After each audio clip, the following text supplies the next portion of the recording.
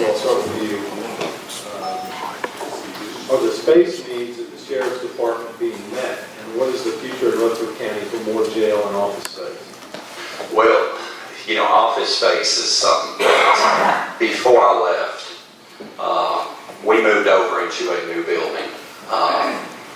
When I was in investigations, and part of the reason for the building was because we were getting bigger as far as how many detectives we had. When I first started, guys, I was in a hallway, okay? It didn't matter to me if I was in a hallway, if I was in an office, it didn't matter to me. I still got the same amount of reports, and I still got the same amount of people who I called. I had a phone line, I got out. One of the things that I saw that I kind of thought was interesting is I believe we spent over $1 million for this new building we're in. My logic was, why not get a portable? You know, the schools use portables. And put it on the back of the property and use that portable as additional space for detectives and whoever. Did that happen? No. We had to go and spend, and we got big screen TVs up in this office, and we got, you know, we had iPads, and I'm thinking to myself, God, what happened to the old style of going to doors, knocking on doors, and meeting with people, and talking about the crimes that are going on in their community, not looking at an iPad and needing a criminal analysis to tell me where crimes have just occurred. I need to get out there where they're occurring and try to solve these crimes. So. Okay, thank you, Mr. Trammell. Mr. Armour. We have 33 miles of county, square miles in this county. We're trying to work it out of a centralized location. That leaves a lot of our county unprotected. And what about meaning that is we've got an officer in Eagleville, he has to drive back to the Sheriff's Department. Instead of continuing to build at the Sheriff's Department, maybe we need to start working with the cities and the communities out here, the volunteer fire halls, and decentralize some of our law enforcement where they actually have a place to work in the community, not where they're driving back to Murfreesboro. So that way we're covering the Baltimore's, the Las Casas, the Laverne areas that we're required to do and what we need to do.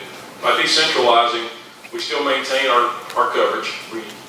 We work together, but we're not all just crammed into one spot, so that will relieve any overcrowding we've got there. As far as the jail space, we're going to have to come up with some programs to get people out of jail.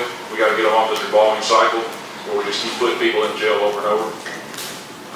I think that's probably going to be the best thing to do is start working with social groups to make sure that our inmates have a future when they get outside the jail, and I think my time's up. Thanks, Mr. Armour. Mr. Armour. Well, the space issue at the Sheriff's Office was a big problem whenever I took office. We had a project that was going to come online about a month after I took office, which was a $9 million expansion. We ended up taking that off the table, working with the mayor's office, working with the county commission. We came up with an idea for a $1 million building. Working with the mayor went out and he ended up purchasing the building for us through the funds that were available for $750,000. And then gave us a budget of $250,000 turnkey to do what we needed to do. Well, we had more needs than that $250,000. So we went to the state of Tennessee because we weren't going to be able to do cubicles and some office space. We were just going to be able to dry it in. And so we used inmate labor and we used the supplies from the state to do that. And we do have some more needs that are coming here in the future.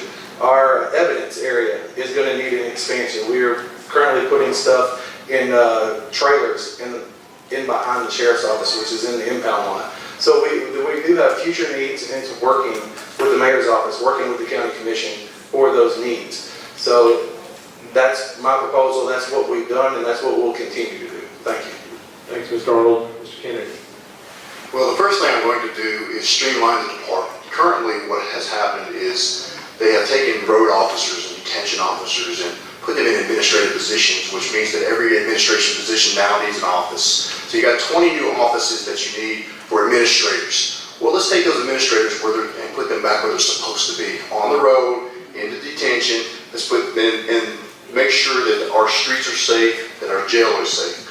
As far as the jail goes, there's 900 beds. I think there's 850 inmates inside. And yes, absolutely, I agree with social coming in and stopping the recidivism. What we need to do is stop this revolving door.